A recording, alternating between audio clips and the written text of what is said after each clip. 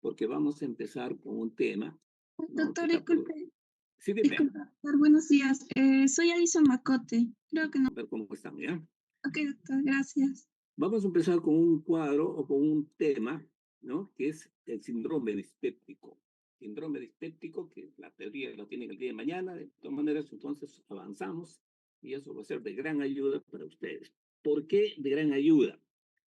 Porque el síndrome dispéptico es una molestia precisa, es impreciso, no es un cuadro bastante, ¿cómo se llama?, establecido, ¿no es cierto? Sino ahí está inverso una serie de manifestaciones, ¿no? Que pueden presentarse en varios tipos de patologías, ¿no? La dispepsia puede ser simplemente una molestia de tipo emocional, seguramente quien no ha tenido un poco de distensión abdominal, un poco de agruras, un poco de llenura precoz, entonces, pero hay gente o hay personas que tienen esto de manera repetida, ¿no? Entonces crea una dependencia de estos síntomas y justifica una serie de, de obligaciones basado en que tienen pues este tipo de dificultades en el estómago. Y nosotros hacemos la valoración de estos pacientes, ¿no? Y con mucha frecuencia, especialmente en la gente joven, no se encuentra absolutamente nada, ¿no?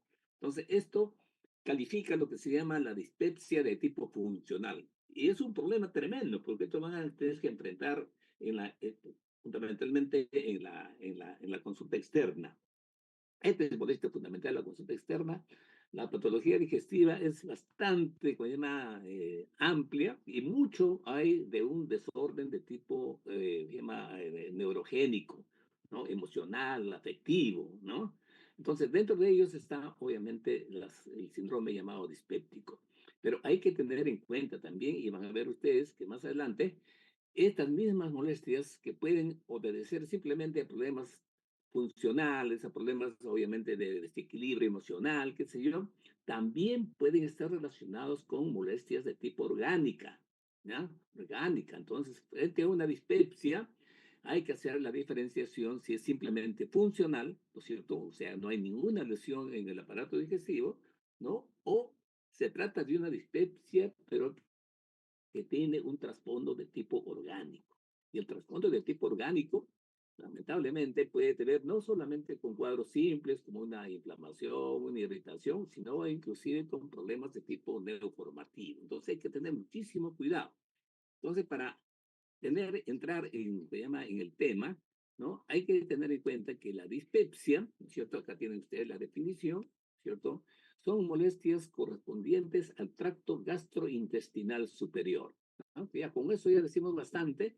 Una serie de molestias que ayer hemos estado ya mencionando cuando hablamos de síndromes, del tracto intestinal superior, ¿no? Algunos de ellos, ¿no? Que se encuentran en esto, pues dentro de estas molestias se van a manifestar, o el paciente a veces va a manifestar, ¿no?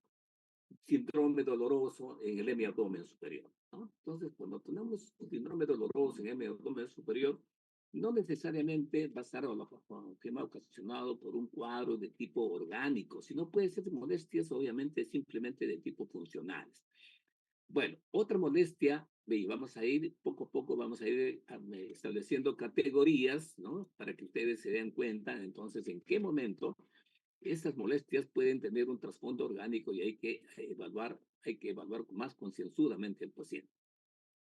Dolor o molestias en el abdomen superior. ¿Ya? Recuerden ustedes entonces que el síndrome dispéptico, ¿no? Está constituido por una serie de síntomas que proceden del tracto gastrointestinal superior. Entre ellos, dolor o una molestia en el hemiabdomen superior, ¿no? O sea, otra molestia que está asociada es la pirosis epigástrica. La pirosis es la sensación de ardor a nivel del epigastrio, ¿ya? Esto también es interesante que lo fijen porque no confunden ustedes con la otra molestia, ¿no? Que se presenta a nivel del estómago, o llama del esófago, ¿no? Este es un ardor epigástrico, ¿no? Un ardor epigástrico, ¿no? Llamada pirosis epigástrica, ¿no? La pirosis, obviamente, retroesternal es más característica del compromiso del tipo, llamada de tipo esofágico, ¿no? Otra molestia cotidiana es la saciedad precoz, ¿no? ¿En qué consiste la saciedad precoz? La saciedad precoz, el paciente lo expresa bajo la forma de que con una pequeña cantidad de comida, ¿no? Entonces el paciente se siente aparentemente lleno, ¿no? El paciente dice, me lleno con poca cantidad en relación con lo que habitualmente consumía, ¿no? Eso se llama saciedad precoz, ¿no? Entonces el paciente no ingiere el volumen acostumbrado y con un volumen menor el paciente se siente que está obviamente satisfecho, que está lleno, ¿no? Hay una distensión abdominal o sensación de plenitud, de llenura, ¿no es cierto? Otra molestia que puede estar asociado, obviamente, son la presencia de las náuseas y los vómitos, ¿no? Entonces, miren ustedes, estas molestias que pueden ser bastante llamativas, ¿no es cierto? No necesariamente tienen a veces un trasfondo de tipo orgánico, ¿no? Entonces, tiene una constitución bastante variada y heterogénea, ¿no? Y no hay definiciones aceptadas para el síndrome dispéptico, ¿no? Pero, obviamente, tenemos que de alguna manera catalogar a estos pacientes, ¿no? Pero hay algunas molestias, si bien es cierto, estas molestias dependen de estructuras del tracto gastrointestinal superior, hay otras molestias que pueden estar de alguna manera próximas a estas áreas, ¿no? Y que no deben ser consideradas como parte del síndrome dispéptico, ¿no es cierto? Entre ellos, por ejemplo, el dolor hipocondrios, ¿no? Recuerden ustedes que especialmente los dolores viscerales tienen las características de ser pues, dolores mal localizados. Entonces tienen una localización extensa, ¿no? Entonces tranquilamente pueden comprometer también la parte superior del tracto digestivo, pero sin necesariamente corresponder definitivamente a un síndrome dispéptico propio del tracto gastrointestinal superior.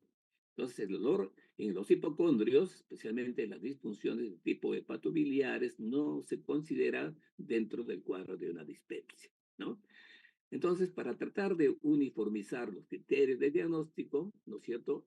Existe una serie de criterios, especialmente los criterios de Roma, ¿no? Que han sido establecidos para poder ubicar a estos pacientes como portadores de síndrome dispéptico, ¿no? Entonces, el síndrome dispéptico se caracteriza por alteraciones funcionales, anatómicas o funcionales, ¿no? Del tracto gastrointestinal superior, ¿no es cierto? Para lo cual se aplica algunos criterios que han sido establecidos en Roma, los criterios de Roma 3, ¿no? Entonces, esto sirve nuevamente para que yo insista, ¿no? Está bien que uno piense que el paciente puede tener un problema de tipo funcional, pero hay que hacer el diagnóstico diferencial con patologías de tipo orgánica que pueden tener las mismas manifestaciones, ¿no? Vamos a ver cuáles son los criterios entonces para la dispepsia de tipo funcional, ¿no? Entonces, de acuerdo a los criterios de Roma, ¿no es cierto? Para que un paciente sea catalogado como portador de síndrome dispéptico funcional, debe presentar el cuadro, los síntomas que hemos mencionado anteriormente, ¿no? Por lo menos que tengan una duración de 6 meses a más antes de llegar al diagnóstico, ¿no? Y que el paciente tenga pues estas molestias activas y presentes durante los últimos 3 meses, ¿no? Al momento que hace la consulta, ¿no?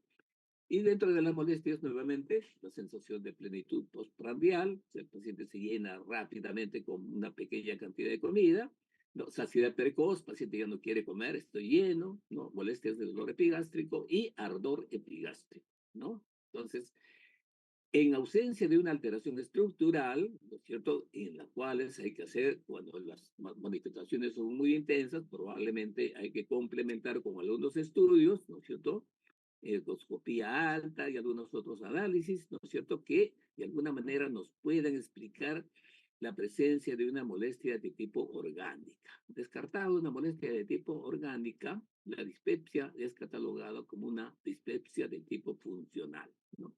Y acá en la parte baja, precisamente les he mencionado, la pirosis o ardor epigástrico, a veces la pirosis se confunde un poco, ¿no? Ardor epigástrico, ¿no es cierto?, es un síntoma dispéptico, ¿no? Diferente al ardor retroesternal por irritación del esófago, que hablamos el día de ayer, ¿no? Es parte integrante del síndrome de reflujo gastroesofágico, ¿no? Entonces, los criterios de Roma dice, sirven para diferenciar precisamente entre una dispepsia y el reflujo gastroesofágico. O sea, el síndrome de reflujo gastroesofágico no está considerado como parte del síndrome dispéptico, porque tiene sus propias características, una fisiología precisa y tiene sus síntomas también bastante precisos, ¿no?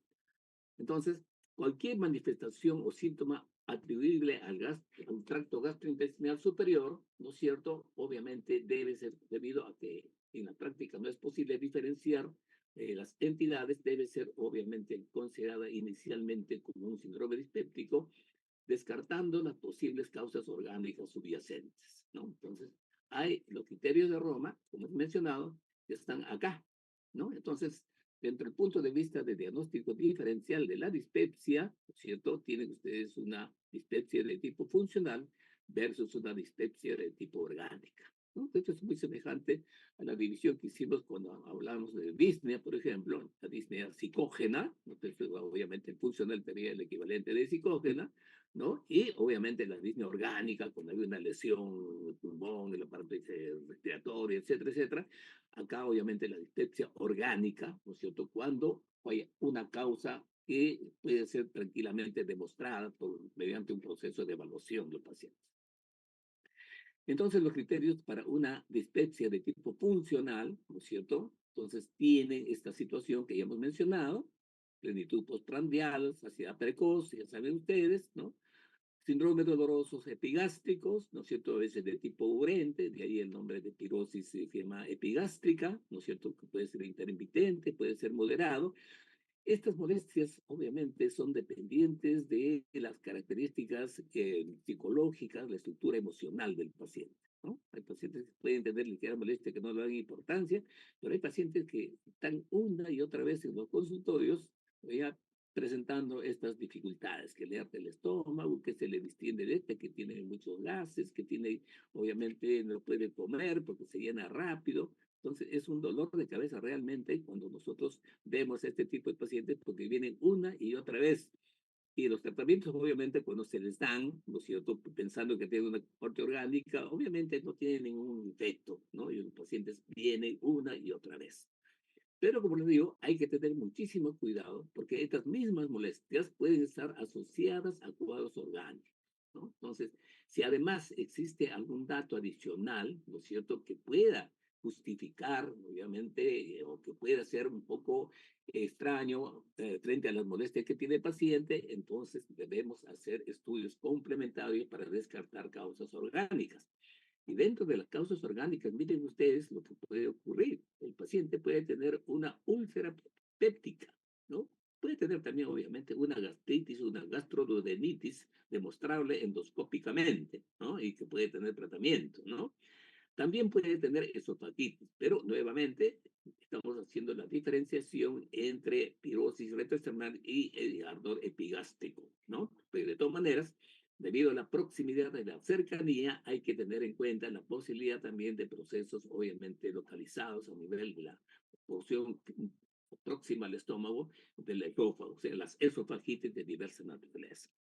Y miren ustedes, si el paciente tiene algunos datos adicionales, como por ejemplo la edad, la exposición de repente a determinado tipo de tema de carcinógenos, humo de tabaco, etcétera, etcétera, o la persona es mayor, miren ustedes, los cuadros pueden estar asociados a la presencia de cáncer gástrico. Entonces hay que tener cuidado cuando uno hace el diagnóstico de dispepsia funcional y lo manda a la casa con un tranquilizante, con un sedante, ¿no? Y de repente si el paciente tiene algo adicional, ¿no? Entonces someter a una evaluación, ¿no es cierto? De repente dentro de la evaluación, obviamente la evaluación endoscópica, ¿no? Para tratar de descartar estos problemas mayores, ¿no? Miren ustedes, cuando hablamos entonces de dispepsia funcional, hay una serie de alteraciones, hay una serie de alteraciones propias de la persona, ¿no? Generalmente esto predomina. Son pacientes que tienen un distrés psicológico y alteraciones obviamente de tipo emocionales, ¿no es cierto? Son cuadros que están asociados a problemas como de ansiedad, depresión, etcétera, pero estos pacientes tienen pues una disposición personal muy característica y muy especial, ¿no? Pueden tener sensibilidad al ácido que normalmente producimos, ¿no es cierto? Otros a veces están asociados a una disminución o lentitud de los movimientos peristálticos o ya hipomotilidad antreal, por ejemplo, para que no se evacúe adecuadamente el estómago, pero no fundación orgánica, simplemente tiene ese tipo de característica, ¿no? Como consecuencia de la hipomotilidad, el vaciamiento gástrico no se produce de manera apropiada, ya vamos a ver todos los fenómenos a qué nos referimos, ¿no? Eso obviamente asociado a movimientos anormales del estómago, van a dar pues esa sensación de plenitud, de llanura precoz, ¿no?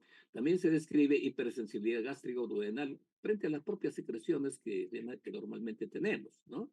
Alteraciones de la relajación del estómago, porque cuando nosotros ingerimos alimentos, los alimentos van a ir al estómago y el estómago tiene que dilatarse, distenderse de manera adecuada. Entonces, si el estómago tiene una sensibilidad incrementada, no se relaja de manera apropiada, el paciente obviamente va a tener pues, esa sensación de plenitud, que se llena rápido, ¿no? Entonces, de fondo puede haber tranquilamente también una neuropatía vagal, ¿no? Es un desorden de tipo funcional. Pero frente a una respuesta a una dispepsia funcional, puede haber una dispepsia de tipo orgánica. Y fundamentalmente, los antecedentes son muy importantes y hacer una relación de todo aquello que puede producir agresión, ¿no es cierto?, al tracto digestivo superior, ¿no? Entonces, dentro de ellos, los pacientes que están medicados, que reciben antiinflamatorios no esteroideos, ácido acetilsalicílico, que es muy frecuente, y saben perfectamente que una de las molestias que ocasionan los antiinflamatorios es precisamente irritación gástrica, ¿no? Pueden ocasionar gastritis, ¿no es cierto?, medicamentosa, inclusive pueden producir sangrado, pues la gastritis se llama hemorrágicas, inclusive también el paciente que puede tener una úlcera, ¿no es cierto? El uso de anticoagulantes y corticoides, ¿no? Recuerden ustedes también que un efecto colateral de los corticoides, un paciente que está recibiendo corticoides puede tener tranquilamente todo el cuadro de un cuadro dispéptico, pero este paciente puede estar obviamente presentando manifestaciones, efectos colaterales por el uso de corticoides, porque el uso de corticoides puede inclusive no solamente producir cuadros inflamatorios, sino inclusive puede facilitar la presencia de úlceras. Un tipo de úlcera, que recuerden ustedes seguramente, es la úlcera de estrés, precisamente. Dentro de la úlcera de estrés, ¿no es cierto?, por un impacto de tipo emocional intenso o inclusive un agente físico, una enfermedad muy severa, obviamente, genera pues, liberación de las hormonas de estrés, ¿no? Catecolaminas, y dentro de ellos corticoides, el cortisol, ¿no? Entonces, esto tranquilamente puede generar, entonces, las lesiones ulcerativas pueden estar presentes en pacientes que tienen enfermedades severas, serias, ¿no es cierto?, como consecuencia de la situación de estrés, y también tener en cuenta cuando los pacientes están recibiendo corticoides por otros tipos de patologías, ¿no? Otra situación que puede también producir estas molestias es la presencia del Helicobacter pylori, ¿no? Es una bacteria, ¿no?, que se encuentra obviamente en el estómago, prolifera en el estómago y está relacionado no solamente con la generación de cuadros de inflamatorio, de gastritis, sino también se ha visto una influencia en la generación y en la producción de las úlceras, tanto úlceras gástricas como úlceras gastrodenales. Y también se ha visto que también sí, estadísticamente se ha relacionado que los pacientes que tienen cáncer gástrico también tienen con mucha frecuencia también una alteración o una infección por Helicobacter pylori, ¿no? Entonces, si queremos hacer una extensión ya para la parte clínica, si hacemos nosotros un descubrimiento de una de estas manifestaciones, tendremos que tratar, ¿no? Entonces, el Helicobacter pylori es tratable, hay un esquema de tratamiento que ustedes van a ver ya en la parte clínica, y seguramente el paciente va a tener un alivio de sus molestias, ¿no es cierto? Entonces, obviamente, no toda dispepsia necesariamente es funcional, sino puede haber algo que podemos tratar y eso debemos descubrir mediante los exámenes correspondientes, ¿no? Acá tienen ustedes un esquema para un diagnóstico de dispepsia, ¿no? De dispepsia que no es investigada, ¿no es cierto? La dispepsia funcional es un diagnóstico, como acá dice, de exclusión. Hay que descartar, ¿no es cierto? Primero hay que descartar las causas orgánicas, ¿no? En ese sentido, importa mucho algunos datos de la historia clínica, entre ellos una anamnesis bastante minuciosa, el estilo de vida es importante, ya les manifesté al paciente el consumo de tabaco, el consumo de alcohol, el consumo de fármacos, ¿no? La frecuencia, la cantidad. Entonces hay que tener en cuenta antes de catalogarlo de funcional. Igualmente, los pacientes que han sido sometidos a cirugía previa, ¿no es cierto?, gástrica especialmente, de la manga gástrica, etcétera, que actualmente se utiliza mucho para el estado de obesidad extrema, ¿no es cierto? Entonces, los pacientes, o cirugía por otra característica, el paciente puede quedar con molestias residuales, ¿no es cierto?, que no tienen ya trasfondo orgánicos, pero simplemente el simple hecho de haber sido sometidos a una cirugía gástrica genera una serie de molestias perennes, persistentes, obviamente sin un trasfondo orgánico que lo explique, ¿no? La infección por el Helicobacter pylori, especialmente si ha habido un antecedente de infección previa, porque la posibilidad de reinfección es bastante alta, ¿no? Entonces, lamentablemente, ¿no es cierto? Si hacemos una encuesta, hay mucha infección por el Helicobacter pylori, porque es una bacteria, obviamente, que fácilmente llega a través de los alimentos contaminados y mucha gente tiene el Helicobacter pylori. No todos ellos tienen síntomas, pero a veces los que tienen síntomas no mejoran sus síntomas si no se trata esta infección del Helicobacter pylori, ¿no?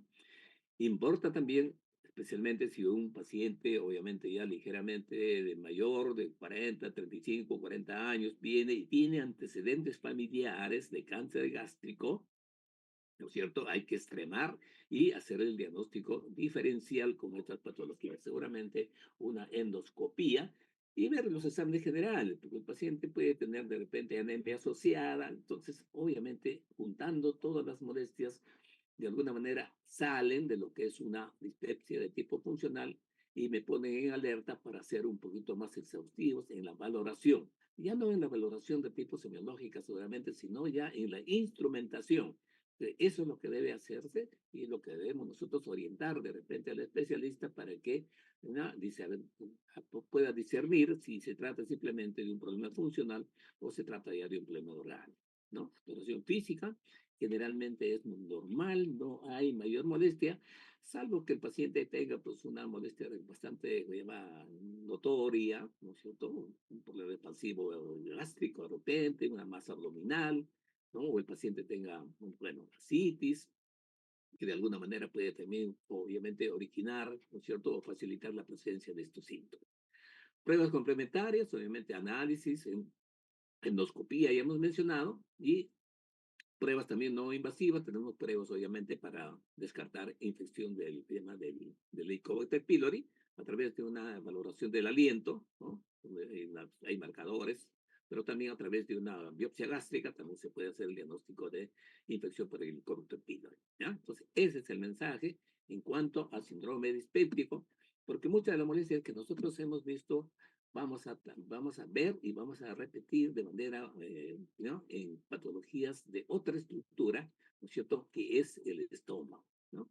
Son estructuras muy próximas. Ayer hemos dado un avance del esófago, pero dentro de las alteraciones, tanto del esófago y del estómago, algunas pueden tranquilamente superponerse. Entonces, hay que hacer una, una, uh, una, una hay que discernir estas situaciones. Entonces, como es costumbre, yo siempre empiezo dándoles una idea de la base anatómica, de lo que está ocurriendo, a qué nos vamos a referir y qué estructuras es la que tenemos, ¿no?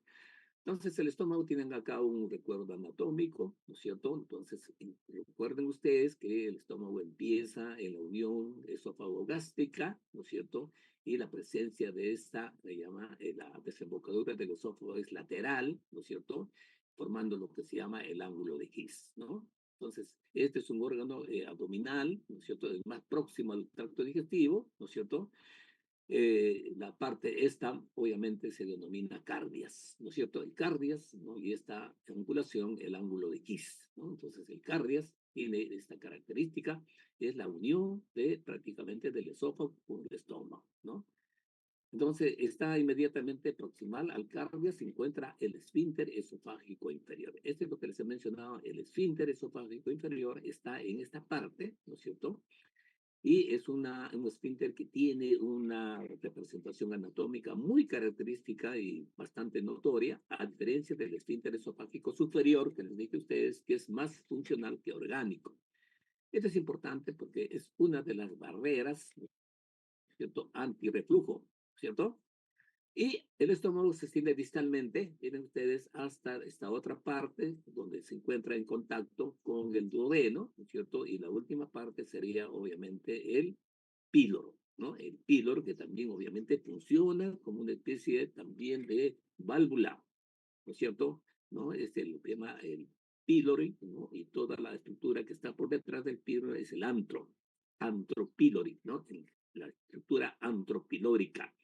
Entonces, miren ustedes, la desembocadura del estómago en el esófago que tiene esto es el esfínter pilórico, que debe tener una fisiología interesante. Por eso, muchas de las molestias que hemos mencionado anteriormente del sistema dispéptico, cuando hay una disfunción del movimiento del estómago, obviamente el paciente puede tener este tipo de situación. Y no encontramos mayores, obviamente, lesiones orgánicas. Simplemente se trata de alteraciones de la función, sea porque sean muy hipersensibles al ácido, la motilidad no sea adecuada, etcétera, etcétera, pero no obedece a cuadros de tipo grande. Esta es la situación. Y acá también tienen ustedes algunas otras representaciones. Una parte del estómago, recuerden ustedes que el estómago está pues obviamente recubierta por una serosa, ¿no? La serosa peritoneal, serosa gástrica visceral, ¿no es cierto? ¿No? Y el propio estómago tiene pues dos partes bastante grandes, ¿no? El cuerpo, no, tres partes grandes, ¿no? El fundus gástrico, ¿no? ¿Cierto? Lo que está por encima, en la parte alta, ¿no es cierto? Fundus gástrico, ¿no es cierto? El cuerpo del estómago, ¿no? Y la parte antropilórica. ¿Ustedes recuerdan? Hay dos curvaturas importantes. Esta es la curvatura menor, ¿no es cierto? Y otra es la curvatura mayor. Es de la incisura gástrica, ¿no? De la curvatura menor.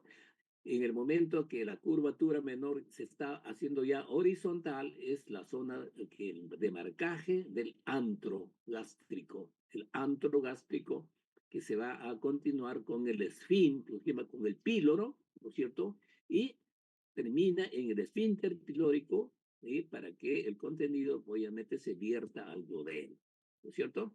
Curvatura menor, curvatura mayor, cuerpo del estómago, fundus gástrico por arriba, antropíloro por debajo, ¿no? Esa es la estructura anatómica del corazón, la estructura macroscópica, ¿no? El esófago obviamente tiene movilidad, se moviliza, especialmente el cuerpo se moviliza, pero está de alguna manera fijado en su sitio, ¿no es cierto?, a través de acá, en la parte alta, en la unión gastroesofágica del píloro, ¿no?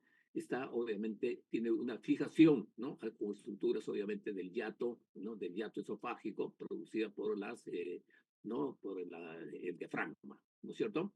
El fondo es móvil, es distendible, ¿no es cierto? Esa es la capacidad del estómago de ser una especie de, se llama, de depósito de los alimentos, ¿no? De inmediato, tan pronto uno deglute, ¿no es cierto? Es bastante flexible, ¿no es cierto?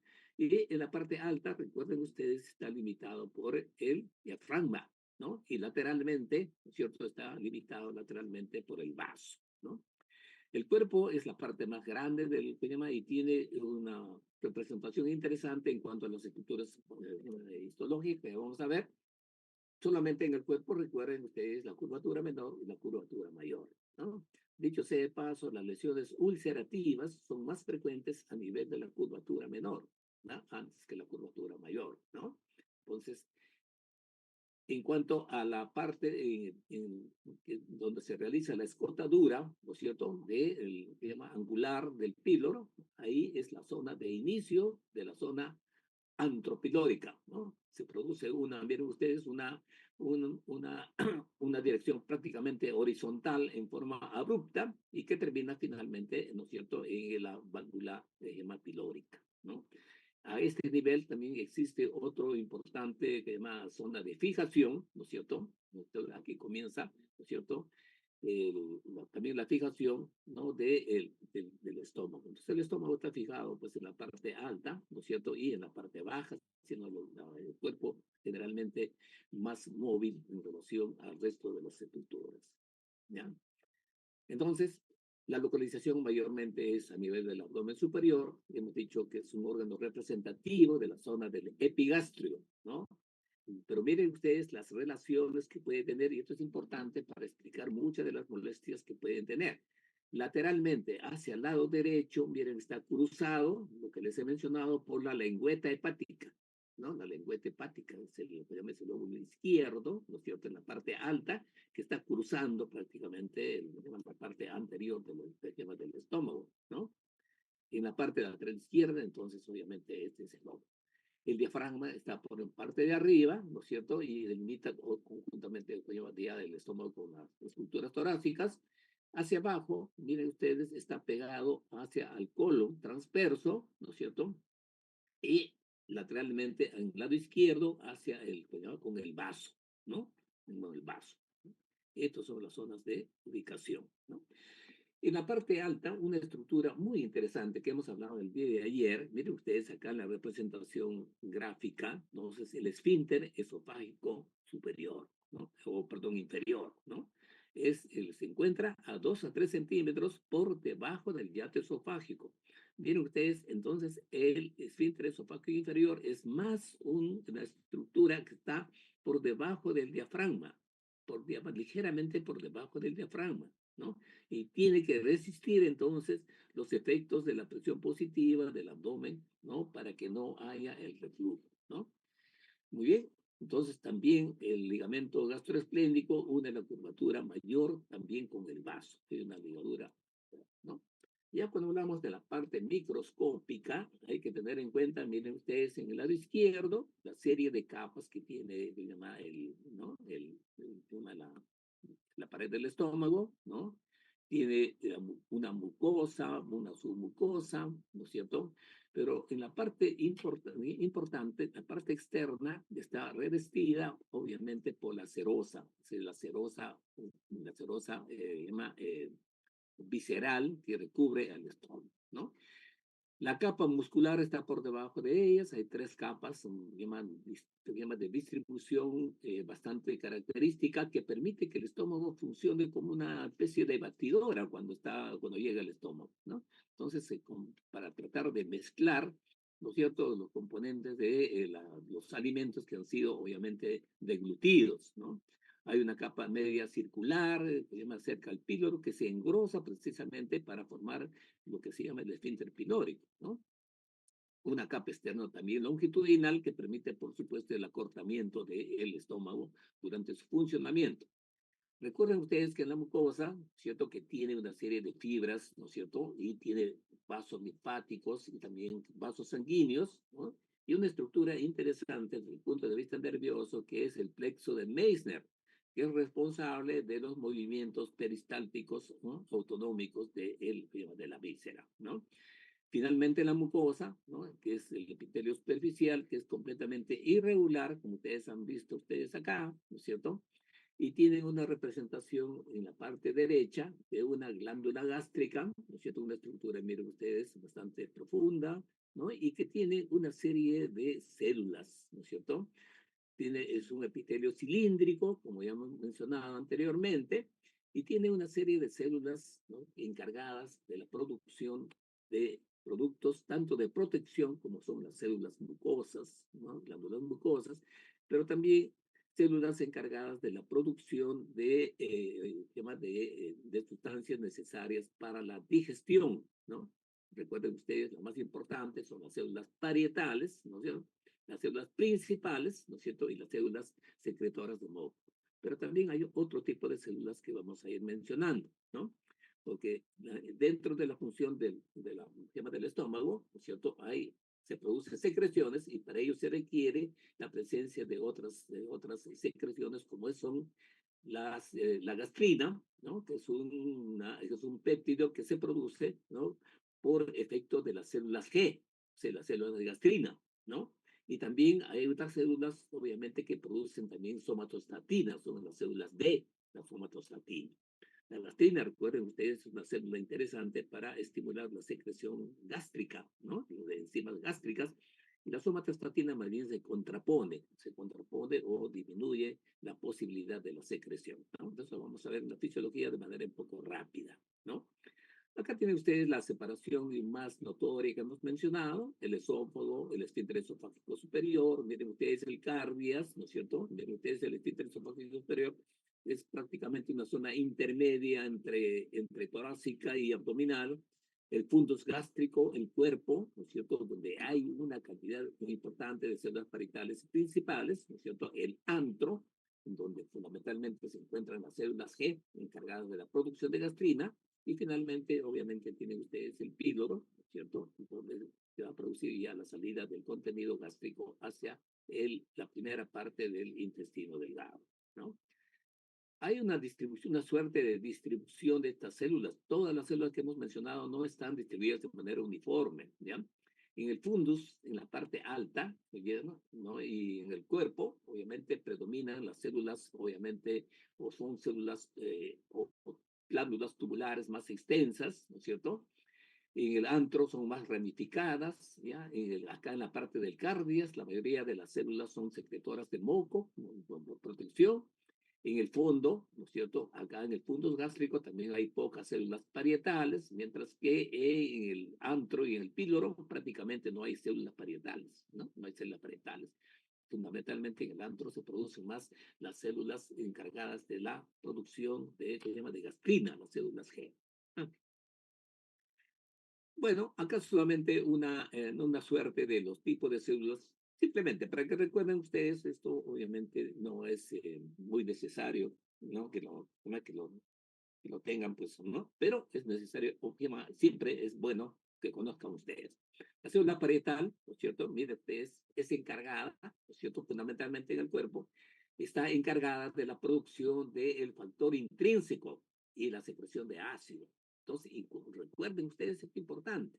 El factor intrínseco es fundamental para la reabsorción de la vitamina B12. Y en síndrome anémico, seguramente ustedes recuerdan, se hizo una mención a un tipo de anemia en la cual había una deficiencia de cofactores, en este caso, la deficiencia de vitamina B12. Entonces, esta deficiencia de vitamina B12, obviamente, la B12 tiene que ser absorbida mediante la producción, obviamente, de ácido y la producción de este factor, ¿no? De absorción de la vitamina B12. Entonces, si hay alteraciones, como ocurre en los pacientes que tienen gastritis atróficas, el paciente puede ser un tipo de anemia de tipo macrocítica, ¿no? Es la anemia de Addison-Bierner, que recuerden ustedes seguramente, ¿no? Una anemia macrocítica, ¿no? Con disminución de las 3 series, ¿no?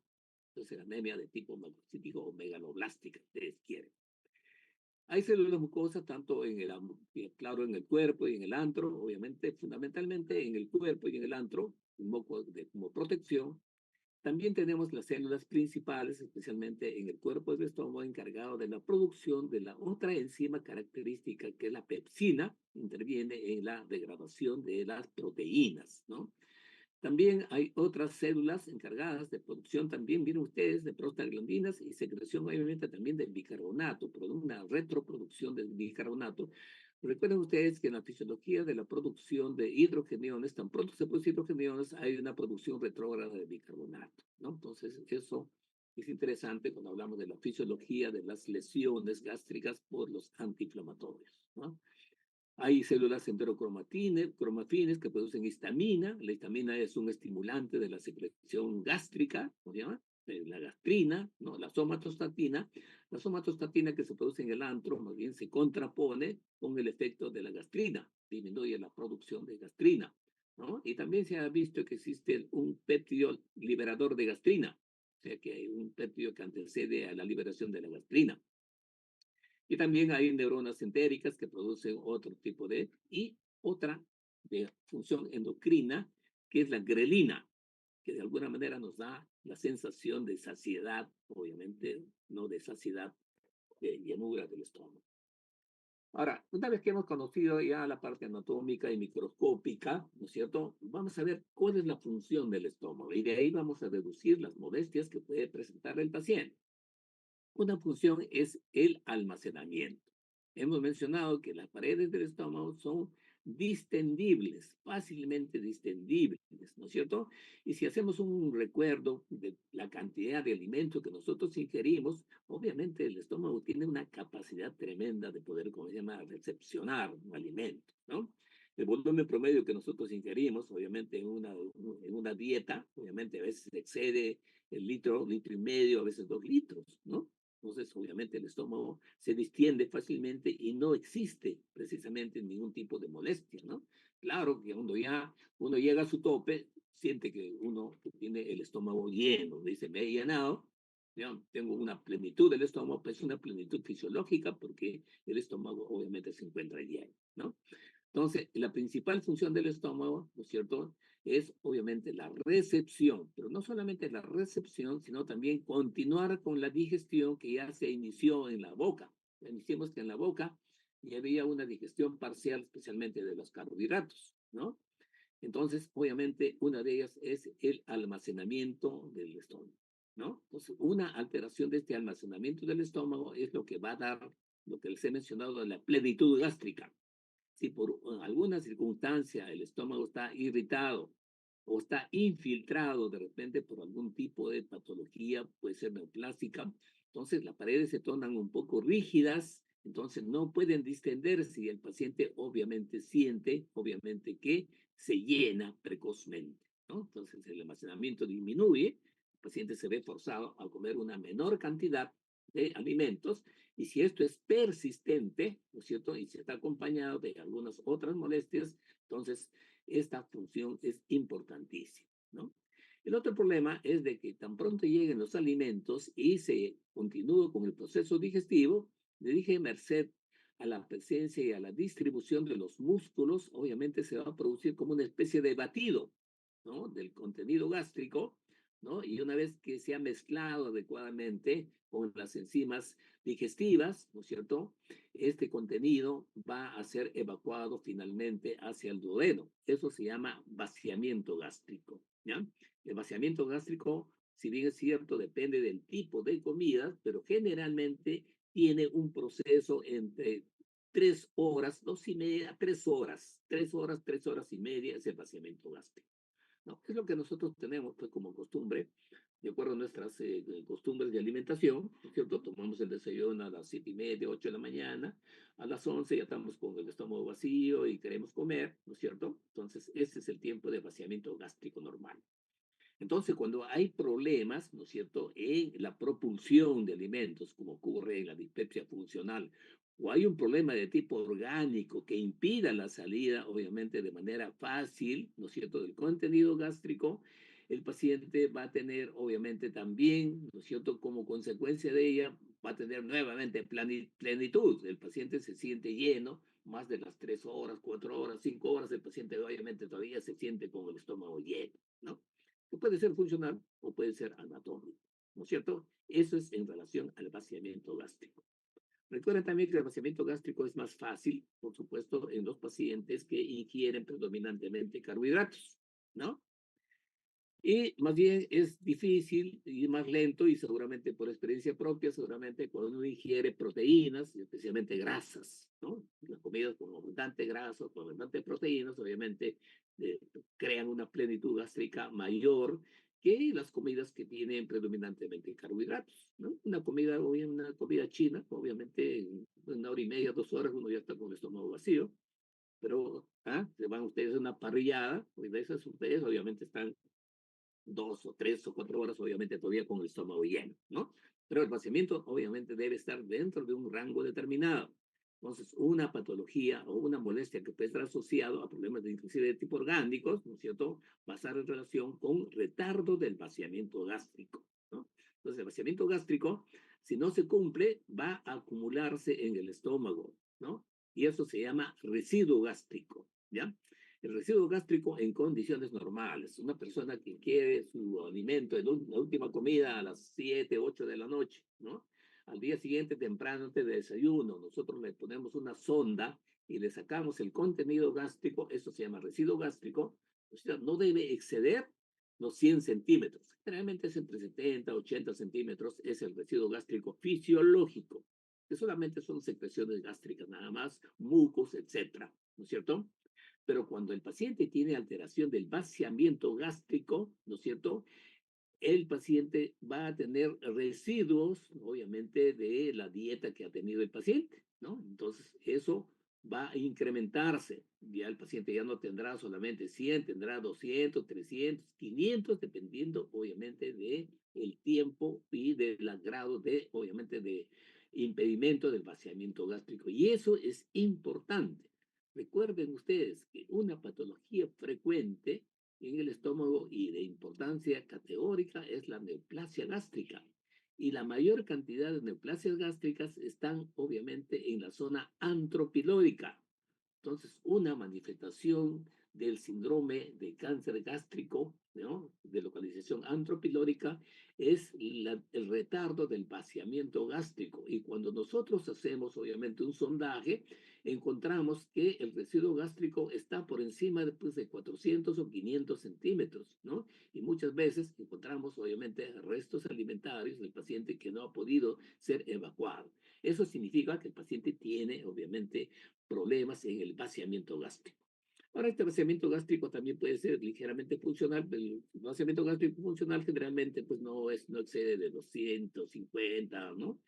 Pero un vaciamiento anormal, orgánico, generalmente está por encima de los 400, 500 centímetros, e inclusive nosotros hemos llegado a sacar pues 1,5 litros, 2 litros, se nos llama del estómago, ¿no? El paciente obviamente tiene la sensación de plenitud, ¿no? Y se le pone una sonda y sacamos una cantidad tremenda de esto, ¿no? Entonces, recuerden entonces, el vaciamiento gástrico es otro elemento importante que puede estar implicado en las manifestaciones de patología gástrica. Esta es la regulación de la función gástrica, no la vamos a pasar esto para que no solamente, recuerden ustedes que la secreción gástrica pues tiene una fase cefálica, una fase gástrica y una fase obviamente intestinal, todas ellas son reguladas por una serie sucesiva de síntomas o llama de una serie sucesiva de procesos fisiológicos, liberación de gastrina, proceso de la parietal, la secreción ácida, ¿no? Entonces esto vamos a dejarlo para que no estén. Acá tiene la secreción ácida, simplemente tiene usted tres estímulos: la fase cefálica, la fase gástrica, la fase intestinal, que seguramente recuerdan en fisiología, ¿ya? Y no vamos a entrar más en detalle.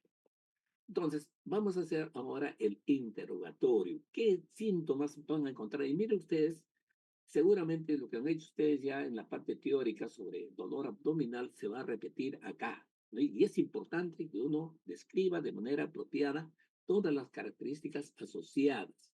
Entonces, cuando nosotros hacemos, obviamente, una historia clínica, les dije a ustedes que el 70% del diagnóstico es interrogatorio, que no se sorprenda, ¿no? Que a veces en el examen físico no vamos a encontrar mayores datos en la exploración semiológica, ¿no? Del examen físico, ¿no? Entonces, la anamnesis gastrodenal debe hacerse de manera exhaustiva, ¿no? De alguna manera tratando de contrastar la información proporcionada por el paciente, ¿no? Y lo importante es que el paciente a veces explica de manera muy personal sus molestias, entonces uno va a tratar de alguna manera de encasillar dentro de las molestias que nosotros conocemos, que nosotros sabemos, ¿no? Hay que preguntar qué significa cada uno de los síntomas que requiere el paciente, e insistir en las características y una descripción bastante precisa de la molestia del paciente, ¿no? Entonces, generalmente cuando uno hace un interrogatorio, como ya les he mencionado, el interrogatorio es completo, generalmente tenemos ya un prediagnóstico, ¿ya? Debido a que, como les digo, el examen físico de repente no nos va a aportar como llaman, mayores datos, ¿no? Entonces, al terminar la análisis, el médico ya debe tener elaborado un diagnóstico inicial, ¿no? Hay algunos factores, algunas características o datos de la historia clínica que de alguna manera nos pueden ayudar, ¿cierto? No son categóricos, pero ya el hecho de tener estos antecedentes de alguna manera y de repente conjuntamente con otros datos de la afiliación, como son edad, exposición, antecedentes de familia, etcétera, etcétera, ya configura datos que de alguna manera me ponen en alerta para hacer una valoración más apropiada del paciente, ¿no? Por ejemplo, dentro de los antecedentes personales, ¿no es cierto? El grupo sanguíneo es de alguna manera una especie de, pues, llama de, ¿no? De orientación. Se ha visto que los pacientes que tienen, somos del grupo O, que somos la mayoría de nosotros, ¿no? Estadísticamente tenemos una mayor frecuencia de lesiones ulcerativas, especialmente úlceras duodenales, ¿cierto? Mientras que los pacientes que tienen grupo A, ¿no es cierto? Miren ustedes, hay estadísticamente una mayor frecuencia de cáncer gástrico, ¿no? Recuerden ustedes, inclusive el grupo, llaman los grupos étnicos, ¿no es cierto? La raza amarilla, los japoneses, etcétera, tienen una alta incidencia de tema de cáncer gástrico, ¿no? De cáncer gástrico, ¿no? También los hábitos alimentarios, ¿no es cierto? Es necesario, ¿no es cierto? Cuando hay un desorden pues, de los alimentos, a veces el paciente tiene molestias dispépticas, que uno puede tranquilamente malinterpretar si no hace un análisis del resto de molestias, ¿no? El horario de las comidas, el tipo de alimentación. Nosotros tenemos unas comidas muy interesantes, ¿no es cierto? Utilizamos mucho el ají, irritantes, ¿no es cierto? Ingestas sustancias irritantes, una inadecuada masticación, especialmente en los pacientes mayores, dentados, etcétera, etcétera. El hábito de fumar, ¿no es cierto? Y las alteraciones emocionales que de alguna manera, como les digo, pueden hacernos pensar que el paciente puede tener simplemente una alteración de tipo funcional, ¿no? Pero de todas maneras son datos que hay que recolectar en el paciente, especialmente cuando tiene molestias repetidas, ¿no? Las causas del dolor abdominal son variadas, ¿no? Entonces, en este sentido también recuerden ustedes que cada víscera tiene estímulos especiales que generan dolor. Cuando nos referimos al dolor abdominal, miren ustedes, tenemos estas alternativas. El dolor puede producirse por contractura de las fibras musculares, ¿no? Esto va a dar el típico dolor de tipo cólico, ¿no?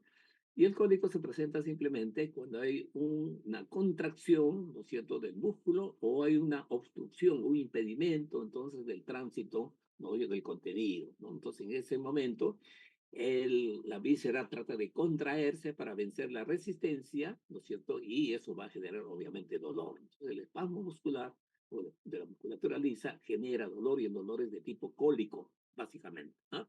El dolor cólico, como saben ustedes, es un dolor ondulante con una fase de aumento de intensidad, ¿no? Y una fase de declinación.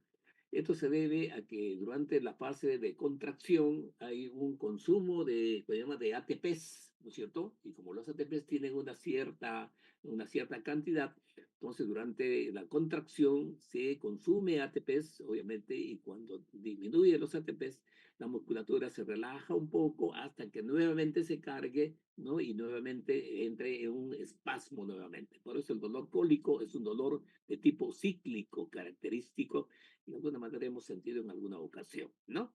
Pero puede ser producida por espasmos, ¿no? Estimulación directa. Esto pueden encontrar, por ejemplo, cuando usan ustedes algunos laxantes, ¿no? Que estimulan la motilidad. Entonces, cuando se sobrepasan en dosis, pueden tranquilamente producir dolor, ¿no es cierto?, por el espasmo que produce. O si la víscera tiene una obstrucción, si hay una obstrucción, la víscera trata de eliminar, ¿no? De continuar con el problema, con la evacuación del contenido que tiene, y eso estimula que la contracción sea mayor y eso genera dolor. Otro tipo de molestias es el dolor por afectación de la serosa. Recuerden ustedes acá dos cosas. La serosa, igual que cualquier otra estructura, como hemos visto en la pleura, qué sé yo, en el pericardio, también tiene, pues, obviamente, serosa peritoneal, y tiene serosa parietal peritoneal, y tiene serosa también visceral, ¿ya? La irritación de la pleura, pues, se llama de la, ¿no? Eh, de la serosa, eh, llama visceral, generalmente no produce dolor. Lo que produce dolor es la irritación de la pleura parietal vecina, ¿no? Entonces, hay un dolor por afección de la pleura o de la serosa peritoneal, ¿no? Cuando hay una perivisceritis, se va a producir, obviamente, irritación del peritoneo próximo parietal y se va a producir dolor por irritación. Eso ocurre, por ejemplo, no solamente en la perforación de úlcera péptica, puede producirse también en la perforación, obviamente, de una vesícula. No, si una vesícula se inflama, si una vesícula se infecta, claro, no estamos hablando acá de problemas más bajos, un tema de biliares, pero es un ejemplo, ¿no?, de producción, obviamente, de un síndrome doloroso por irritación de la serosa, obviamente, peritoneal, especialmente. Esto sirve para que ustedes tengan en cuenta cuando el paciente tiene un síndrome doloroso abdominal, y seguramente ya les han dicho, y no hay afectación de la serosa parietal, ¿no es cierto? El dolor es, obviamente, es impreciso. El dolor que está proyectado en la parte media, en la zona de proyección del plexo celíaco, y recién cuando la irritación compromete la serosa parietal, es que recién el dolor se desplaza al sitio correspondiente. Y eso van a ver ustedes. Los pacientes a veces que tienen apendicitis empiezan con dolor en la zona epigástrica o mesogástrica, zona de proyección del plexo epigástrico, ¿no es cierto? Y recién cuando el apéndice se inflama y irrita la pleura parietal, el dolor recién, no, perdón, la serosa parietal, el dolor recién se desplaza a la fosa ilíaca derecha, ¿no? Entonces hay que tener mucho cuidado. Entonces, esta situación, irritación y una peribiceritis. El dolor también puede producirse por distensión, es lo mismo. Cuando se produce impedimento del drenaje, ¿no es cierto? Se va a producir una dilatación y el paciente siente una especie de dolor, ¿cierto? Dolor de tipo, dependiendo del tipo de víscera, ¿no? El dolor dependiente de la alteración el tema del drenaje correspondiente, ¿no? Esto ocurre, por ejemplo, en la distensión aguda del estómago, en el síndrome pilórico, miren ustedes lo que les he mencionado, con la dificultad de la evacuación gástrica, se distiende y esta distensión obviamente va a originar también una sensación de, ¿cómo se llama? De dolor persistente, ¿no es cierto?, a nivel del epigastrio. El dolor también por irritación endodigestiva, como ocurre en la úlcera péptica. Recuerden ustedes que la úlcera péptica es una alteración debido a la acción del ácido pepsina, ¿no? Entonces, esto va a originar también una irritación endodigestiva, pero por irritación química, y eso origina también dolor. El otro mecanismo vamos a encontrar en el dolor por isquemia, ¿no? Entonces, dentro de ellos, en el estómago puede haber pues un cuadro no muy frecuente que se llama el vólvulo del estómago. Ya les he mencionado que el cuerpo del estómago es móvil, entonces en algunas ocasiones, ¿no? Es muy raro esto, pero de todas maneras el estómago puede tranquilamente torcerse, ¿no es cierto? Y esto originar entonces. Pero lo más frecuente es en una patología que me parece que les dije a uno de ustedes de mi grupo que revise, son las hernias diafragmáticas o las hernias hiatales, ¿no? En la hernia diafragmática y hernia hiatal, obviamente parte del estómago pasa a través del hiato esofágico, pasa obviamente a la cavidad torácica, ¿no? Y obviamente puede de alguna manera comprimir y eso originar entonces un síndrome doloroso, ¿no? Eso es en cuanto a los mecanismos, ¿no? De dolor que puede tener el tema a nivel epigástrico. También hay que valorar el tipo de dolor. El tipo de dolor, por ejemplo, cuando vemos en el paciente que tiene úlcera péptica o inclusive en el paciente con gastritis, ¿no? El paciente lo describe con una sensación de ardor o de quemazón, ¿no? O el paciente dice que tiene una sensación de hambre. Y generalmente esta sensación tiene una relación con los alimentos, ¿no? La relación con los alimentos se llama ritmo del dolor, ¿no? Entonces, hay que tener en cuenta también que el dolor, precisamente, les he mencionado, la úlcera péptica es producida por la acción ácido péptica, ¿no? De tal manera que cuando el paciente ingiere alimentos, el alimento de alguna manera disminuye la acidez gástrica, actúa como tampón, ¿no es cierto? Y en consecuencia, ¿no es cierto? El ardor gástrico disminuye, porque disminuye obviamente el grado de acidez, ¿no? Y el paciente siente obviamente alivio con algunos tipos de alimentos.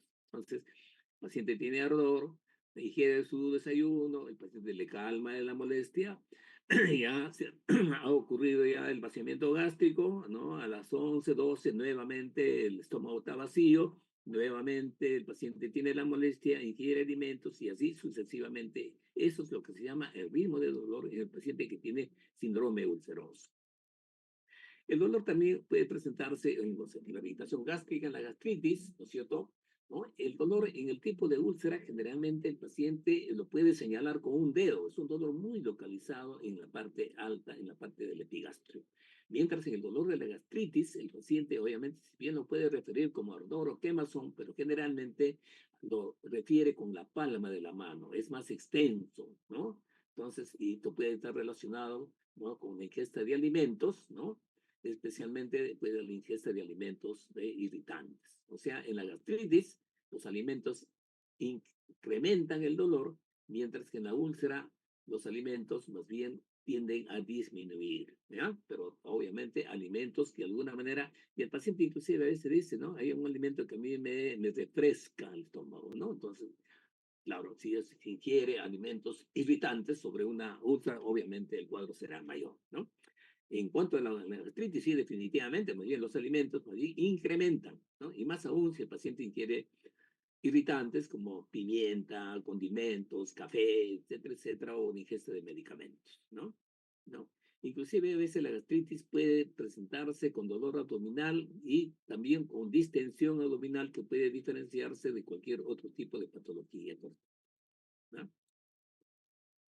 En cuanto a la duración del dolor, ¿no es cierto? El dolor cólico, generalmente gástrico, es pasajero, ¿no es cierto? En cuanto al dolor producido por una úlcera gástrica, por ejemplo, tiene una duración también limitada, ¿no? Y la relación con los alimentos o con la ingesta de alcalino que he mencionado, que puede remitir y puede tranquilamente volverse a presentar cuando el estómago está vacío. En, el, en la úlcera duodenal, el paciente amanece, cuando amanece, el paciente tiene dolor epigástrico, ¿no? Entonces, dentro de la úlcera gástrica y úlcera duodenal, la úlcera duodenal es la que está más asociada a la hipersecreción ácido péptica, ¿ya? También puede presentarse, por supuesto, en las neoplasias. En las neoplasias el dolor es más gravativo, es más prolongado, ¿no es cierto?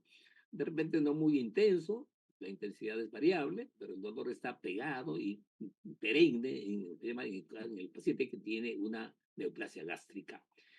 En las úlceras de tema que no están penetradas, o sea que no hay complicación, obviamente tiene el ritmo que hemos mencionado, pero también las úlceras pueden comprometerse o pueden complicarse.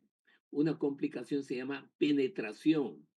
¿Qué significa la penetración? Existe la penetración, significa la profundización de la úlcera, pero sin perforar la serosa. Eso se llama penetración, ¿no? En esos casos, el síndrome doloroso de la úlcera se altera definitivamente y se torna en un dolor más persistente, ¿no? Más continuo, ¿no es cierto? Ya no tiene los accesos que hemos mencionado. Ahora, si el dolor, la úlcera, ya no solamente es penetrante, sino se perfora, obviamente también el dolor será obviamente ya relacionado ya con irritación peritoneal. En este caso ya obviamente la perforación ha traspasado, ¿no es cierto?, la serosa, ¿no? E inclusive puede haber llegado a la cavidad abdominal, ¿no? Entonces, en la crisis ulcerosa el dolor es persistente, ¿no es cierto?, que no calma, inclusive con medicamentos, ¿no? Otra molestia que ustedes han visto, ¿no es cierto? Otro dato en la valoración del dolor es la propagación del dolor, ¿no? La propagación del dolor, ¿no? La, disculpen un momentito, por favor. Si quiere preguntar. Aló, dígame, ¿a qué hora va a ser? Entonces, la otra característica es obviamente la propagación del dolor. En la úlcera péptica, obviamente, generalmente, como les he mencionado, la úlcera no complicada es una lesión localizada, que el paciente obviamente lo puede señalar con un dedo, ¿no? Pero si hay penetración o hay que llama perforación, obviamente puede extenderse a órganos vecinos, ¿no? Especialmente en la parte posterior, el páncreas puede extenderse, ¿no? También puede haber propagación al hipocondrio derecho y al hombro del mismo lado, como se observa en las úlceras pilóricas y las úlceras duodenales, ¿no? Entonces, el diagnóstico básicamente está relacionado por el cuadro, obviamente el cuadro de base, ¿no? El patrón de dolor, ¿no es cierto?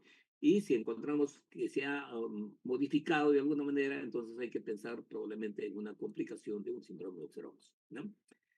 Ahora, les he mencionado que las úlceras pueden estar localizadas en diversas partes, generalmente más en la curvatura menor, pero también puede haber otras localizaciones, como en la cara posterior, cuando el dolor está localizado o la úlcera está localizada en la úlcera en la cara posterior, ¿cierto? Y puede haber una penetración en un órgano que está posterior al estómago, que es el páncreas, ¿no? En este caso, el dolor puede propagarse hacia el lado izquierdo y en la parte posterior del tórax, ¿no? También igualmente en la cara posterior y en las curvaturas gástricas, ¿no? En la curvatura gástrica pequeña especialmente, ¿no es cierto? Puede presentarse irradiación hacia el tórax y al brazo, Entonces hay que tener cuidado siempre cuando uno hace la valoración, porque nuevamente, ¿no? Las lesiones o los dolores de tipo visceral obviamente son imprecisos y tienen esas características, ¿no? De poderse irradiar y poder extenderse a áreas obviamente más cercanas, ¿no? La relación con las comidas ya mencionamos, ¿no? En la úlcera, el ritmo de 3 o 4 tiempos es fundamental, ¿no? Tanto en la úlcera duodenal como en la úlcera gástrica, ¿no? Una pequeña variación entre ambas, pero que no le hace. Siempre tener en cuenta que el estómago o el alimentos sirve como una especie de buffer para disminución de la acidez gástrica y eso de alguna manera mejora el dolor del paciente. Igualmente, cuando el dolor es nocturno o en el ayuno, eso es característico de la úlcera duodenal, ¿no es cierto? Y en estos casos, inclusive el vómito podría aliviar el dolor, ¿no?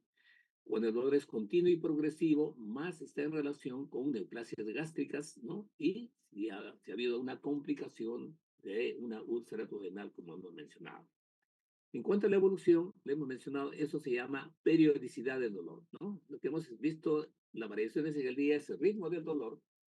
La otra, la valoración del dolor en el curso de los días, se llama periodicidad del dolor, ¿no? En cuanto a la periodicidad del dolor, ¿no es cierto? El dolor de la úlcera péptica tiene una periodicidad, a veces se presenta crisis dolorosas 1 o 2 veces al año, generalmente es una vez al año, ¿no? Pueden durar 15 a 20 días, ¿no? Inclusive algunos pacientes pueden remitir espontáneamente, ¿no es cierto? Entonces, obviamente, esto es muy propio de cada paciente, ¿no? Ahora, ustedes saben que otra molestia o otro dato del dolor, ¿no es cierto?, es los factores que mejoran o los factores que empeoran el dolor. Ya mencionamos la relación de la úlcera péptica con los alimentos o alcalinos. En el síndrome pilórico, más bien, el dolor, ¿no es cierto?, puede aliviarse con el vómito, ¿no? Y hay un vómito especial en el síndrome pilórico, se llama vómito postprandial tardío, que ya vamos a ver, ¿no?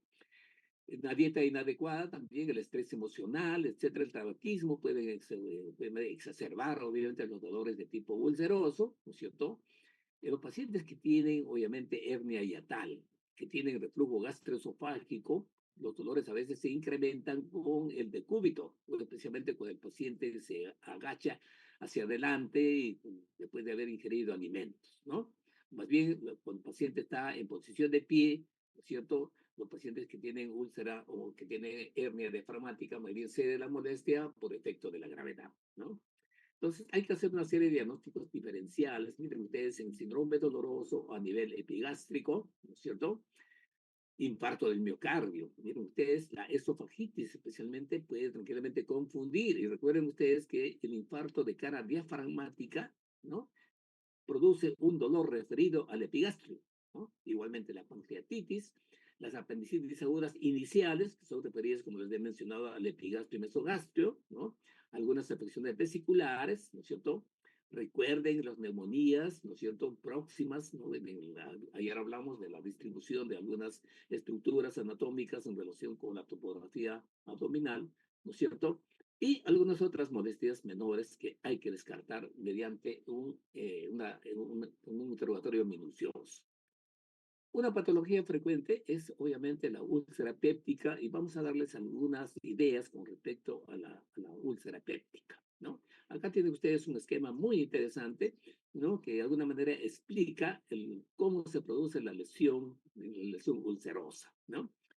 Están implicados factores a veces exógenos, como son los antiinflamatorios, el alcohol, ¿no es cierto? ¿No es cierto?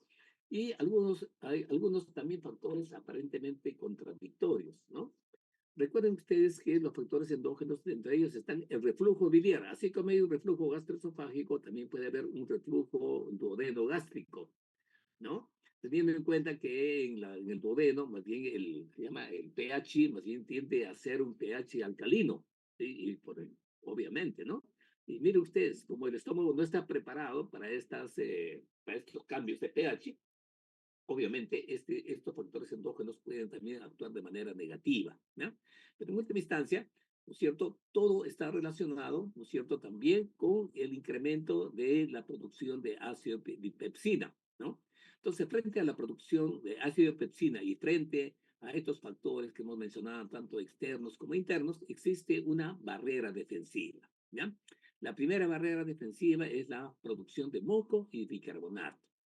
le manifesté que el bicarbonato se produce de manera, ¿no?, de una retrodifusión en la medida que se está produciendo hidrogeniones. Los hidrogeniones salen a la la luz gástrica, mientras el bicarbonato que se produce una retrodifusión a las otras estructuras del estómago, ¿no? Entonces, la primera línea básicamente es la secreción de moco, ¿no? Y eso que nosotros usamos también en la terapéutica, ¿no? En la terapéutica podemos utilizar, pues, se llama antiácidos, podemos utilizar hoy una serie de medicamentos de tema de, ¿no?, como el sucralfato, que tiene la misma función del moco, ¿no? Una barrera de tipo mecánica. Esa es la primera línea de defensa. La segunda línea de defensa, miren ustedes lo interesante, es el propio epitelio gástrico, la barrera epitelial y la expulsión de iones hidrógenos, los retrodifundidos, ¿no? Y los mecanismos antioxidantes. Esta es la segunda barrera defensiva que se produce o se altera precisamente por efecto del uso de antiinflamatorios. El uso de antiinflamatorios bloquea la producción de prostaglandinas y eso genera, obviamente, que la barrera celular no se produzca de manera apropiada y el paciente puede tener entonces lesiones ulcerosas por la ingesta de antiinflamatorios. Y finalmente, la tercera línea de defensa es la retrodifusión, ¿cierto?, del flujo sanguíneo de la mucosa. En este sentido, también, obviamente, el flujo sanguíneo está garantizado por la producción de prostaglandinas. Y si hay bloqueo de la producción de prostaglandinas, se va a producir un cierto grado de isquemia que facilita la producción de lesiones, y eso es el mecanismo fisiopatológico de las úlceras producidas por antiinflamatorios no esteroideos. Porque recuerden, el antiinflamatorio no esteroideo actúa sobre, obviamente, ¿no?, sobre la producción de prostaglandinas, ¿no?, y una serie de otros elementos. En última instancia, la lesión gastrodenal resulta de un desbalance entre los mecanismos de protección y los mecanismos agresores, ¿no? Si predominan los mecanismos agresivos, ¿no?, o los mecanismos defensores están disminuidos, entonces obviamente se va a producir la lesión, ¿no? Dentro de los factores agresivos, hemos mencionado la actividad ácido péptica, antiinflamatorios, la infección por el Helicobacter pylori. Frente a estos factores agresivos, tenemos los factores defensivos, que es la producción de mucus, la producción de bicarbonato, el flujo sanguíneo, la prostaglandina que les he mencionado, el factor de crecimiento, que está facilitando, obviamente, que se renueven rápidamente las células epiteliales del estómago, ¿no es cierto?, que se alteran entonces cuando el paciente está expuesto, ¿no es cierto?, fundamentalmente a los antiinflamatorios no esteroideos. Del desbalance de esto, sea por aumento de factores agresivos o disminución de los factores defensivos, va a generarse la úlcera gastroduodenal, ¿no? Bien, dentro de las manifestaciones hemos mencionado vómito. Vamos a hacer de manera rápida ya, porque estamos ya prácticamente al final, ¿no? Siempre el vómito es una manifestación, lo asociamos a patología gástrica, pero no necesariamente y estrictamente única por patología gástrica, ¿no? Los vómitos podemos diferenciar en vómitos extradigestivos y vómitos gastrointestinales. El vómito extradigestivo, ya saben ustedes, que puede producir como manifestación de la hipertensión endocraniana, ¿sí? Dejamos eso, la hipertensión endocraniana, ¿no? Y el contenido gástrico que puede ser expulsado, ¿no es cierto?, es el vómito gastrointestinal, tiene tres componentes. Un componente subjetivo, que es la náusea, la sensación de querer vomitar, ¿no es cierto? Un componente ya, digamos, objetivo, que son las arcadas, dado por la contracción de la prensa abdominal, uno ve que hace el esfuerzo de querer vomitar al paciente, y finalmente el vómito propiamente dicho, que es la propulsión del contenido alimentario del estómago hacia el medio exterior, ¿ya? No confundirse con la regurgitación, ¿ya? Entonces, el vómito es la propulsión del contenido gástrico hacia afuera, ¿no? A veces los pacientes pueden quedarse, ¿no es cierto?, a veces simplemente en arcadas, y los pacientes a veces dicen que tiene una náusea seca, ¿no? Eso es lo que dicen los pacientes, ¿no? Pero a veces están presentes estas molestias concomitantes en el vómito gastrointestinal, ¿ya? Ahora, desde el punto de vista del tiempo de presentación, les he mencionado que el vómito puede ser postprandial inmediato o precoz y vómito postprandial tardío. ¿Qué es un vómito postprandial precoz? El vómito postprandial precoz es un vómito que se produce inmediatamente después de la ingesta de alimentos. Eso es característico en el paciente que tiene irritación gástrica, ¿no? Que tiene irritación, gastritis, gastroenteritis. El paciente come y a la media hora, a la hora, vomita el paciente. El límite entre un vómito postprandial precoz y un vómito postprandial tardío es aproximadamente de 2 a 3 horas. Si el paciente vomita antes de las 3 horas de haber ingerido un alimento, es un vómito postprandial precoz, ¿ya? Posterior a las 2, 3 horas, 4 horas, ya el vómito es un postprandial tardío. El vómito postprandial tardío, interesante porque está reflejando problemas de tipo obstructivo, ¿ya? Sean funcionales o sean orgánicos. Y cuanto más orgánico sea, obviamente, por ejemplo, en el síndrome pilórico, el paciente puede vomitar, inclusive en la tarde puede vomitar lo que tomó en el desayuno.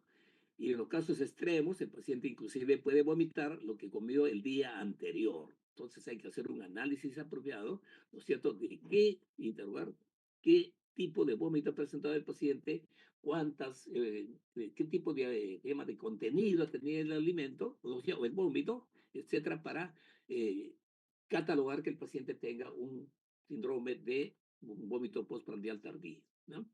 La arcada, ya he mencionado, simplemente son contracciones espasmódicas de la prensa abdominal, ¿no es cierto?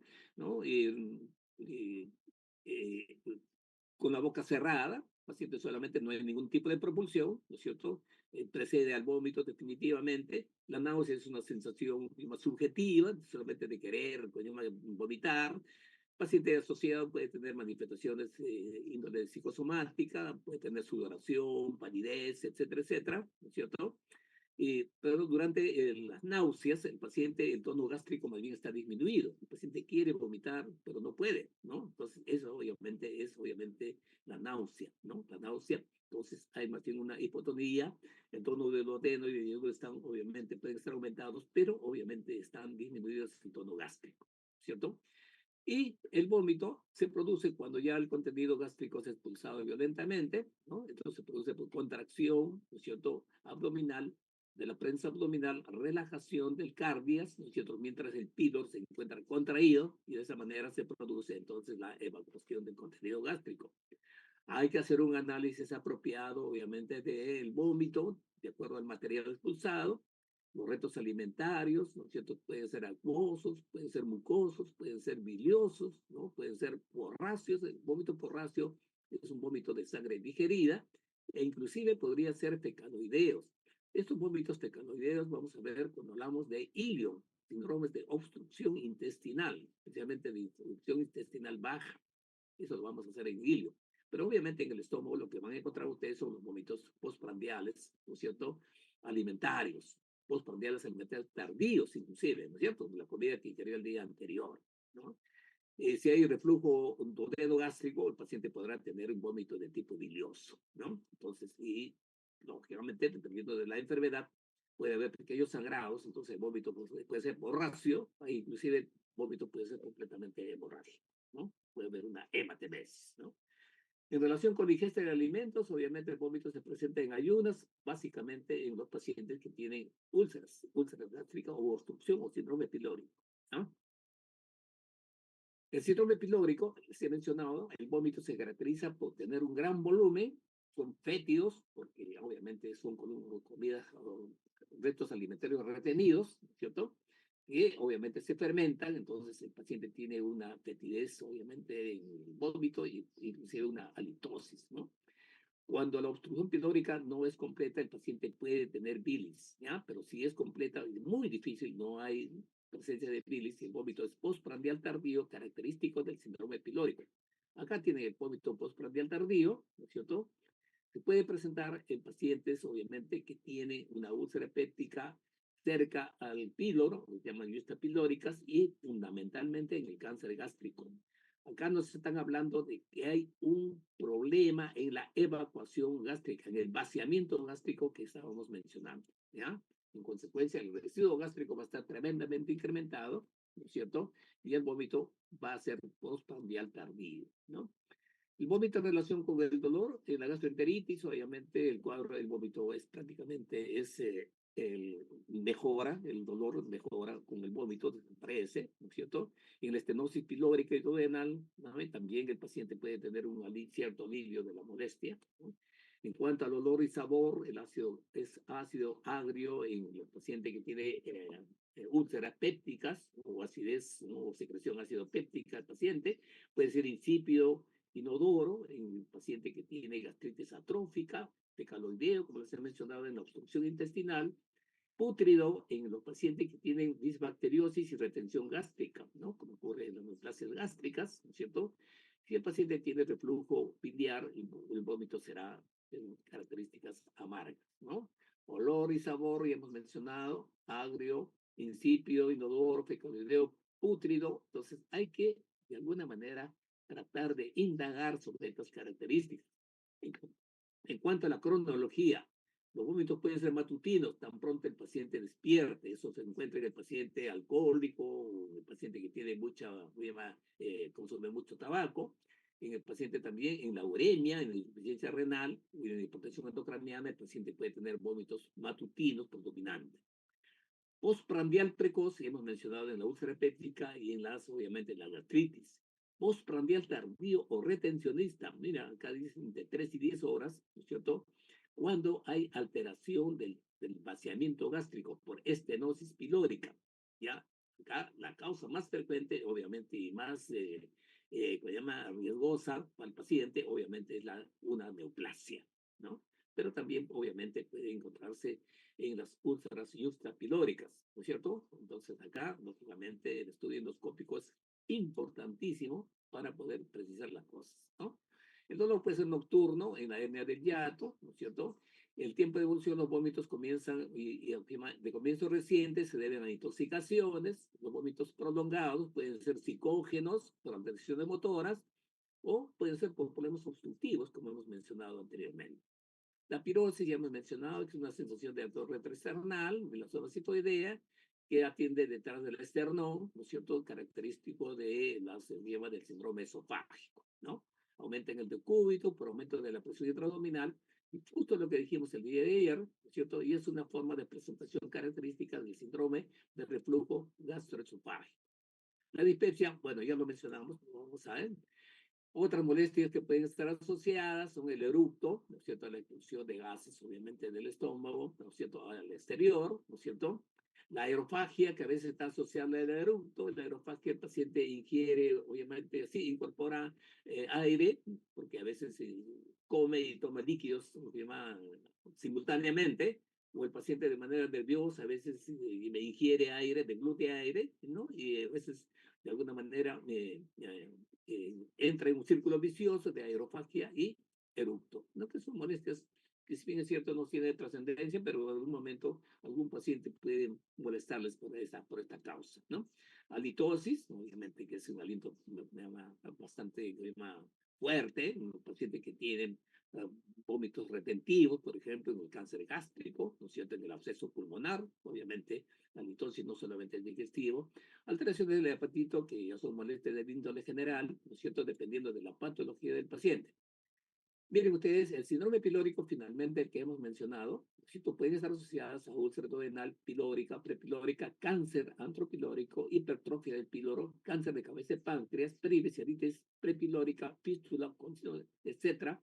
Pero de ellos ustedes recuerden que no se escape el cáncer gástrico. ¿Ah? Los síntomas del síndrome pilórico: dolor insidioso y gravativo, obviamente, ¿no es cierto? Postprandial, tardío, el paciente come, el estómago poco a poco se va dilatando, ¿no es cierto? El dolor cólico, dice, obviamente, inicialmente puede haber un periodo de lucha, pero cuando ya el estómago se cansa un poco, se va a dilatar, el residuo gástrico se incrementa tremendamente, el paciente va a tener vómitos, fundamentalmente vómitos postprandiales tardíos, ¿ya? Fétidos y malolientes, ¿no? En el examen clínico, ¿cierto?, podemos ver, ¿no es cierto?, si la neoplasia es grande, ¿no es cierto?, de un síndrome pilórico, podemos encontrar de repente una masa epigástrica, ¿cierto? En la fase inicial, cuando el estómago todavía está, como se llama, respondiendo frente a la obstrucción, se puede ver ondas peristálticas en el epigastrio, ¿no es cierto?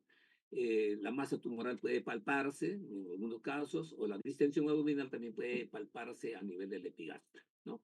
Y cuando uno agarra el epigastrio o el abdomen y pone el estetoscopio en el que llama en el epigastrio, uno hace un movimiento lateral, uno puede escuchar lo que se llama el bazuqueo gástrico. Es como, ¿no? Como movilizar una botella semi llena de agua. Ustedes van a encontrar ustedes el famoso chapoteo. El chapoteo es lo mismo que bazuqueo gástrico. En este caso nos están hablando de un síndrome de obstrucción o un síndrome pilórico, ¿no? El hipo, bueno, ¿no es cierto? El síndrome pilórico que acabamos de mencionar, ¿no es cierto? Que pueden ser orgánicas y funcionales. Lo más importante son las orgánicas. Las funcionales, obviamente, como les digo, el residuo gástrico no pasa de 200 centímetros. En cambio, en el paciente orgánico, la retención es bastante amplia. Las causas, nuevamente, ya hemos mencionado acá las causas: tumor malignos, ¿no es cierto? Cáncer gástrico, úlcera y extrapilórico, ¿no es cierto? Funcionales, espasmo ligado, obviamente no tienen mayor trascendencia esto, ¿no es cierto? Y desde el punto de vista, pueden ser reversibles o irreversibles, ¿no es cierto? En el caso de que tenga un paciente que tenga una úlcera, o peor, si tenga un cáncer gástrico, la situación será diferente. Estas son las manifestaciones clínicas del síndrome pilórico. En la etapa de lucha, me he mencionado, el paciente puede haber un dolor tipo cólico a nivel del epigastrio, ¿no es cierto? Y que mejora con el vómito. Pero cuando ya la obstrucción es perenne, el estómago comienza a dilatarse, entra en atonía, ¿no es cierto? El dolor se torna ya agravativo, entonces el residuo gástrico está tremendamente incrementado y el vómito es postprandial tardío, ¿no? En el examen físico se puede ver la distensión abdominal, el chapoteo gástrico y las manifestaciones obviamente generales de compromiso del estado de nutrición y de hidratación probablemente. Examen de laboratorio es necesario, ¿no? Un proceso que podemos hacer, y yo creo que entra dentro de la parte semiológica, es la aspiración del contenido. Una aspiración mayor de 200 mililitros de residuos alimentarios después de un ayuno nocturno. El bazuqueo que hemos mencionado, ¿no es cierto? Y se evacúa el vaciado gástrico para confirmar diagnósticos. Si evacuamos un contenido mayor de 500, obviamente estamos frente a una obstrucción de tipo orgánica, ¿no? Reflujo gastroesofágico, ya no vamos a hablar, ¿cierto? Esto lo hemos dicho el día de ayer más o menos, porque ya es más o menos la hora, ¿cierto? ¿Qué hora es? 9:39. Todavía tenemos un poco de tiempo. Vamos entonces el reflujo gastroesofágico que ya hemos mencionado el día de ayer, ¿no? Reflujo puede ser fisiológico, algunos aquí no se les escapa un poco, pero cuando es persistente, ¿no es cierto? Ya obviamente origina una serie de daños. El fisiológico es uno postprandial de corta duración y es asintomático, no puede ser mayor molestia y puede ocurrir durante el sueño, especialmente si uno ha ingerido una buena cantidad de alimentos en la noche, ¿no? Y se acuesta rápidamente, ¿no? En cambio, el patológico se puede presentar en cualquier momento, es de larga duración y por supuesto compromete o altera la calidad de vida del paciente, ¿no? Esta es la fisiopatología. Hay una serie de factores anatómicos que les he mencionado dentro de las barreras antirreflujo. Hay componentes anatómicos, ¿no es cierto? Hay una incompetencia de la barrera antirreflujo, ¿no es cierto?, que origina el reflujo patológico, ¿no? Puede haber una disfunción del esfínter esofágico inferior, ¿no es cierto?, ¿no? Que origina en última instancia la facilidad del pasaje del contenido gástrico que tiene presión positiva hacia el esófago que tiene presión negativa. Estas son las barreras antirreflujo: esfínter esofágico inferior, aclaramiento o depuración. De todas maneras, cuando pasa un poco, y eso ocurre en el reflujo fisiológico, el esófago se contrae y nuevamente vuelve el contenido hacia el estómago. Eso se llama aclaramiento esofágico, ¿no? Otra es el vaciamiento gástrico. Si el vaciamiento gástrico es apropiado, obviamente no va a haber el reflujo, ¿no? La relajación transitoria del esfínter esofágico, ¿no? El vaciamiento del gástrico retardado. Los reflejos humorales, ¿no es cierto?, pueden estar involucrados en este tipo de situaciones. Acá tienen ustedes algunos síndromes esofágicos, ¿no? Síndromes sintomáticos, ¿no? Simplemente para que tengan en cuenta el síndrome de reflujo gastroesofágico característico con dolor torácico por reflujo, síndrome de lesión de mucosa, el esófago cuando es invadido por esta secreción ácida va a producir esofagitis química, estenosis, por fibrosis y la transformación, como les he mencionado, del epitelio en epitelio gástrico, ese famoso esófago de Barrett, que más adelante puede originar un adenocarcinoma, ¿no? También, obviamente, el reflujo gastroesofágico produce molestias, se llaman extradigestivas. Entre ellos, el paciente puede ser portador de laringitis crónica por reflujo, asma por reflujo, y los pacientes pueden tener bronquitis crónicas por reflujo, ¿no?